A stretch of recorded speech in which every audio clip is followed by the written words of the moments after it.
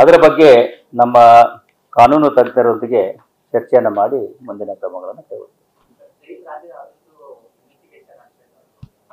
ಜೈಲು ಇದ್ರ ಬಗ್ಗೆ ಈಗಾಗಲೇ ಗೊತ್ತಿದ್ದಾಗೆ ತನಿಖೆ ನಡೀತಾ ಇದೆ. 3 ಪ್ರಕರಣ ದಾಖಲಾಗಿದೆ. ಅದರ ತನಿಖೆಯನ್ನ ನಮ್ಮ ಸೌತ್ ಈಸ್ಟ್ ವಿಭಾಗದವರು ಮಾಡ್ತಾ ಇದ್ದಾರೆ. ಜೊತೆಗೆ ಒಂದು ವಿಚಾರಣೆಯನ್ನ ರಾಜ್ಯ ಸರ್ಕಾರದಿಂದ ಘೋಷಿಸಲಾಗಿದೆ. ಅದನ್ನ ನಮ್ಮ ಅಡಿಷನಲ್ ಸಿಪಿ ಕ್ರೈಮ್ ಚಂದ್ರಗುಪ್ತ ಅವರು ಮಾಡ್ತಾರೆ. ಡಿಪಾರ್ಟ್ಮೆಂಟ್ ತರ ಓವರಾಲ್ ವಿಚಾರಣೆ ಸಮಗ್ರವಾಗಿ ಅಲ್ಲಿ ಇದರಲ್ಲಿ ಜೈಲಿನಲ್ಲಿ ಇರ್ತಕ್ಕಂಥ ಲೂಪ್ ಹೋಲ್ಸ್ ಏನಾದರೂ ಇರ್ತಾ, ಯಾಕೆ ಏನಾಗಿದೆ, ಹೇಗಾಗಿದೆ, ಯಾಕಾಗಿದೆ ಮತ್ತು ಅದಕ್ಕೆ ಬೇಕಾಗಿರ್ತಕ್ಕಂಥ ಏನು ಕ್ರಮಗಳನ್ನು ಕೈಗೊಳ್ಬೇಕು ಇವುಗಳನ್ನೆಲ್ಲ ಪ್ಲಗ್ ಮಾಡಲಿಕ್ಕೆ ಅನ್ನೋದ್ರ ಬಗ್ಗೆ ಅದನ್ನ ಅವ್ರು ಮಾಡ್ತಾರೆ. ಯಾವುದು